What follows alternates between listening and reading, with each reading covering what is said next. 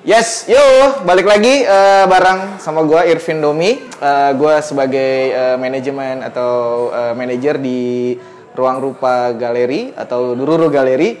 Ruru Galeri itu awalnya berdiri di tahun 2008, di mana galeri seni rupa kontemporer ini dibuat untuk mendukung dan menjadi sebuah laboratorium untuk para seniman muda yang ada di wilayah Indonesia, khususnya Jakarta. Kali ini pameran yang ada di Ruru Galeri ada pameran tunggal dari Syaiful Ardianto, Corak Klise Brerot. Jadi untuk detailnya mungkin seperti apa karya-karyanya dan juga ngomongin apa karyanya nanti bakal gue sebut siapa kurator pameran kali ini, yaitu Geisha. Geisha yang akan membahas detail dari pameran tunggal Syaiful Ardianto, Corak Klise Brerot kali ini. Pamerannya berlangsung dari tanggal 12 Desember sampai 23 Desember 2020. Nanti detailnya ada sama Geisha.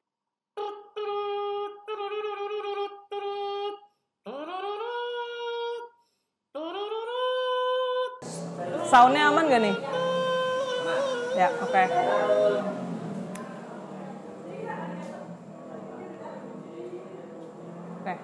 Ya, terima kasih Kak Domi. Ya, pameran Corak Klise Brerot ini menampilkan perjalanan karya Jahipul, seniman grafis dari Jakarta, sepanjang 16 tahun.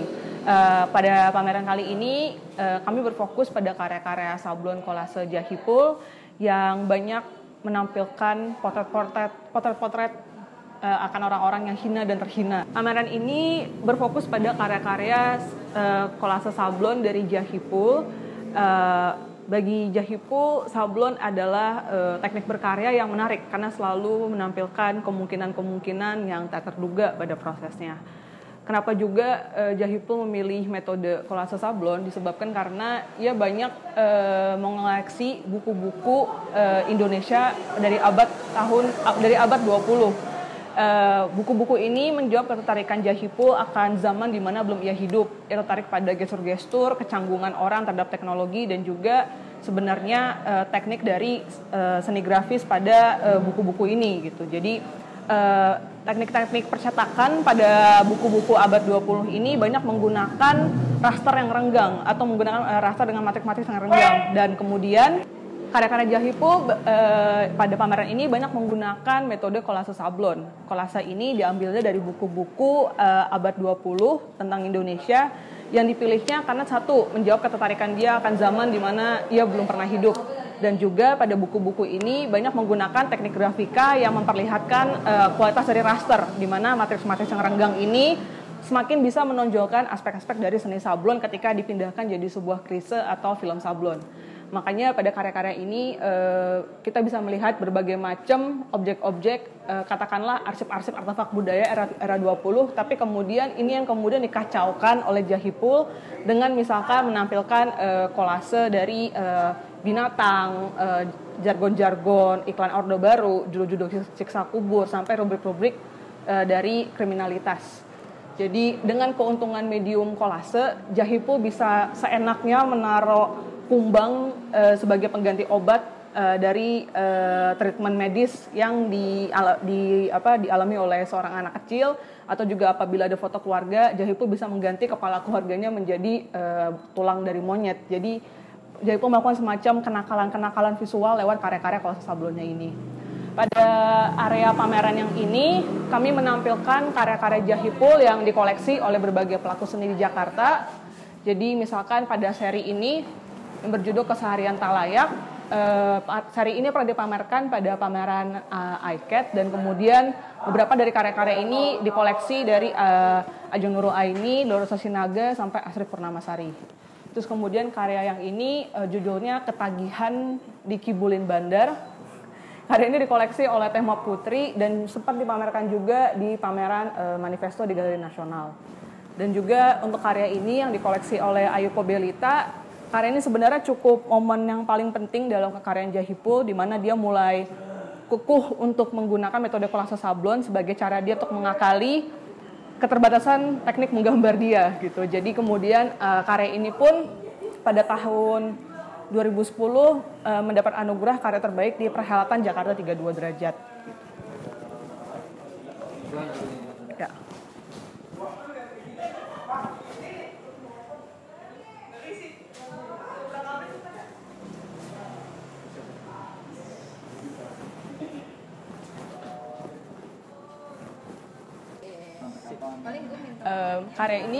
Seri karya ini berjudul Kode Alam. Jadi Jahipul mengumpulkan berbagai macam gambar yang berkaitan dengan seni grafis dan juga mengenai seni rupa kontemporer yang ditemukan dari buku togel.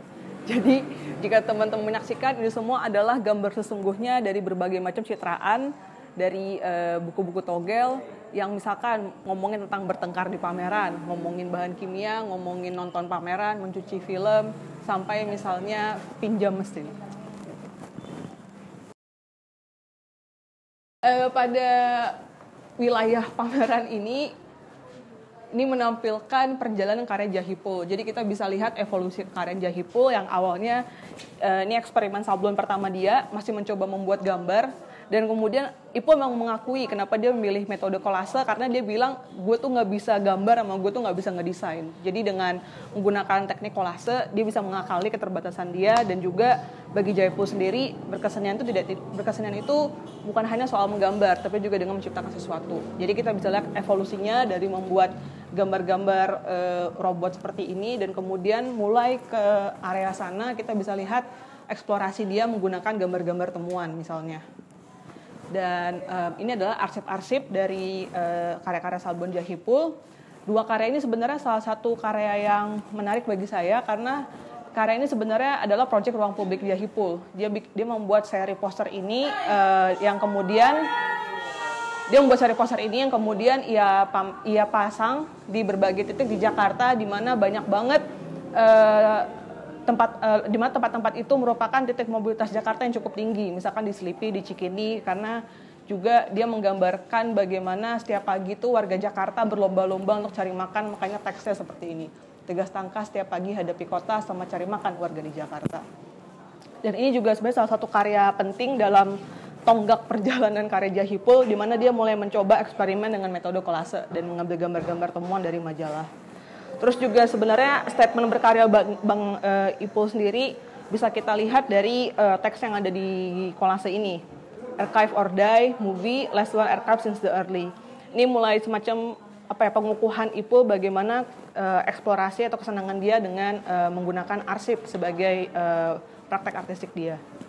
Terus kemudian juga ini salah satu karya yang cukup primadona, di kandang ayam, penuh cerita berbelit-belit, baru kelar syuting sehari tanpa edit langsung tayang. Ini sebenarnya dulu pernah dipamerkan Jahipul untuk pameran mereklamakan film yang dikuratori oleh Om Leo, di mana para senimannya diundang untuk membuat sebuah film fiksi. Dan kemudian ini salah satu karya termutakhir dari Jahipul yang dipamerkan pada pameran seni grafis. Seri karya ini sebelumnya dipamerkan pada pameran di Good School berjudul Di Rumah Bukan Berarti Melemah, yang merespons soal isu pandemi.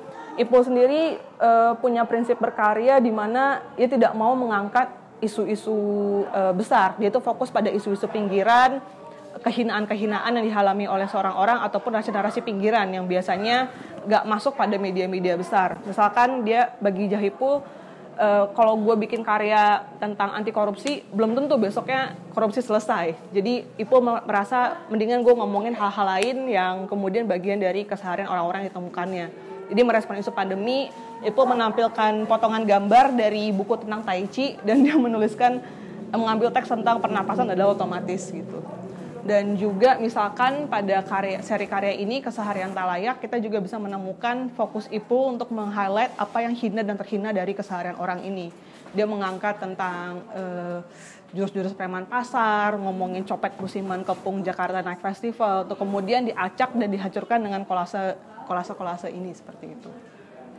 Dan kemudian juga ini adalah salah satu seri quarantine print dari Ipul yang masih tersisa. Karya ini menampilkan berbagai macam test print yang dilakukan nama Ipul, dan kita bisa melihat berbagai macam arsip-arsip test print dari berbagai karya yang kita lihat di sebelah sini.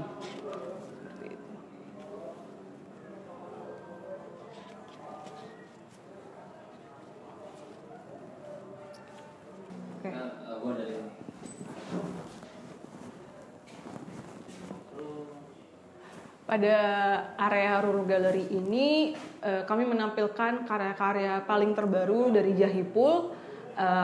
Karya-karya ini ada yang merupakan cetak sablon di atas kanvas dan juga di atas kertas.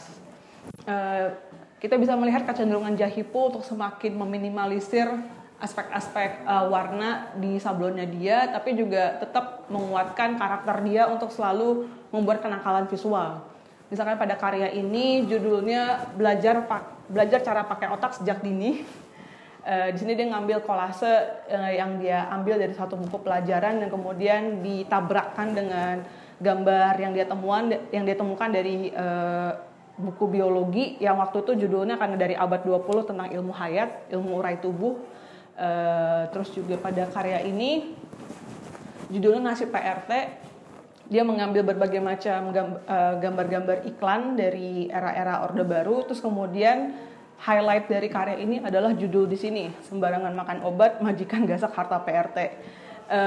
Sebenarnya judul sesungguhnya yang ditemukan oleh Jahipul adalah PRT gasak harta majikan, tapi karena Ipul selalu fokus pada apa yang terhina tentang kaum pinggiran, kejahatan kelas seri, dia menemukan bahwa kenapa PRT selalu jadi korban, PRT selalu jadi yang disalahkan. Bisa saja misalkan majikan juga punya kesalahan, makanya lewat karyanya ini dia mencoba membalikan posisi tersebut. Terus juga kita bisa lihat karya yang ini berkarya sebagai alap-alap, dia juga mencoba menampilkan cara pikir seorang bajingan ibu kota. Terus juga judul karyanya Sentimen, dia membicarakan tentang bagaimana sikap bermusuhan orang tuh selalu digambarkan dengan pakaian dari keprofesian seseorang. Terus juga ini salah satu karya menampilkan kenakalan visual Jahipul, di mana ada anak yang sedang diperiksa gigi tapi kemudian diberikan kumbang di depan mulutnya gitu. Terus juga dia meng-highlight tentang jargon-jargon iklan pada era Orde Baru, bahwa misalkan di sini pria dongeng termasuk Anda bekerja keras membangun negara. Bagi Jahipul dia tidak pernah melihat jargon-jargon iklan seperti ini sekarang gitu loh. Jadi memperlihatkan juga konstruksi bahasa media pada tahun segitu dan beda dengan sekarang gitu. Dan ini karyanya berjudul Menjalankan Tipu Muslihat. Dia menggabungkan gambar dari buku biologi tentang bagaimana cara kerja loop dan juga dengan gambar dari iklan kecantikan gitu. Seseorang yang mendapatkan treatment kecantikan tapi sebenarnya dia lagi didoktrin atau dapat perspektif baru gitu. Terus ini juga sama, salah satu kenakalan Jahipul lagi, sebuah foto keluarga yang kemudian kepala keluarga diganti dengan tengkorak simpanse, dan kemudian buku gambar ini dia temukan dari iklan-iklan dari Palembang. Jadi kalau tidak salah, ini sebenarnya berasal dari satu perusahaan jasa potret yang dia temukan. Jadi ibaratnya ini adalah etalase dari si jasa potret tersebut. Dan karya ini juga, judul ini sebenarnya Ipul ambil dari salah satu media online yang dia temukan, bahwa ada cewek nggak pakai baju tewas di kebun jagung, dan berita ini berasal dari Ngawi. Dan Jahipul sendiri menemukan bahwa ternyata Ngawi itu salah satu produsen jagung terbaik se-Indonesia, dan dia melihat ironi bagaimana bisa ada kasus kriminalitas seperti ini di sebuah kebun jagung yang ibaratnya menjadi salah satu kebanggaan dari kota tersebut. Terus juga pada karya ini dia dalam takaran, judul sebenarnya dari karya kolase sablonnya adalah Wati dan Rini senang melihat temannya gila atau gembira melihat temannya gila. Dia memperlihatkan juga bagaimana orang yang ibaratnya karena melebihi takarannya, melebihi posisi yang dia buat, bisa sampai gila, tapi kemudian hal itu ditertawakan oleh teman-teman sekelilingnya dia. Dan ini juga salah satu eksperimen terakhir dari Jahipul, di mana dia pertama kali membuat sablon separasi, tapi kemudian aspek-aspek geradakan, ketidaksempurnaan itu justru disukai sama Jahipul gitu. Dan karena hal ini hanya mungkin terjadi dengan proses dari seni sablon seperti itu. Ini adalah salah satu gambar yang dia ambil dari arsip sketsanya Jahipul. Kita bisa melihat juga gambar-gambar Jahipul bersama dengan kolase-kolase dia. Jadi itulah tur dari pameran Corak Lisa Brerot yang menampilkan perjalanan karya Jahipul selama 16 tahun. Pameran ini masih bisa dilihat sampai tanggal 23 Desember dan juga dokumentasi virtualnya akan segera diupload di galeri goodsco.art. Jadi terima kasih sudah menyimak tur pameran ini. Sampai berjumpa di pameran berikutnya.